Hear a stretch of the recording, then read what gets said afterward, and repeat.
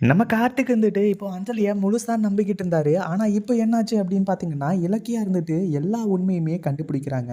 அதாவது அஞ்சலி திருந்தவே இல்ல அப்படின்றதும், இந்த வீட்ட கெடுக்கிறதுக்காகவும் நம்ம கார்த்திக்க ஏமாத்திட்டு இருக்கா அப்படின்றது எல்லாமே தெரியும். ஆனா, இப்போ என்னாச்சு அப்படின்னு பார்த்தீங்கன்னா, நம்ம கார்த்திக்கு எல்லா உண்மையுமே புரிய வச்சுர்றாங்க. அஞ்சலி இன்னும் திருந்தவே இல்ல கார்த்திக் அப்படின்ற மாரி சொன்னாலாம் அதுக்கு பத்தாது.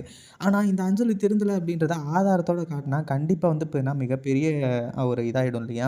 ஏன்னா ஏற்கனவே அஞ்சலி திருந்திட்டா அப்படின்னு சொல்லிட்டு வந்து நினச்சு தான் இப்போ கொஞ்சம் கொஞ்சமா அஞ்சலி பக்கம் சாஞ்சுகிட்டு இருந்தாரு. அப்படி இருக்கும்போது வந்து பார்த்தீங்கன்னா, இன்னும் திருந்தல. அவ அதே நோக்கத்தோட தான் இருந்துட்டு இருக்கா அப்படின்ற மாரி தெரிஞ்சா, கண்டிப்பா வந்து பார்த்தீங்கன்னா சும்மா விட மாட்டாங்க அப்படின்ற மாரி சொல்லி தான், இப்போ நம்ம கார்த்திக் இருந்துட்டு இப்போ உண்மை தெரிஞ்ச உடனே இந்த அஞ்சலியோட கழுத்த பிடிச்சு நெரிக்கிறாங்க.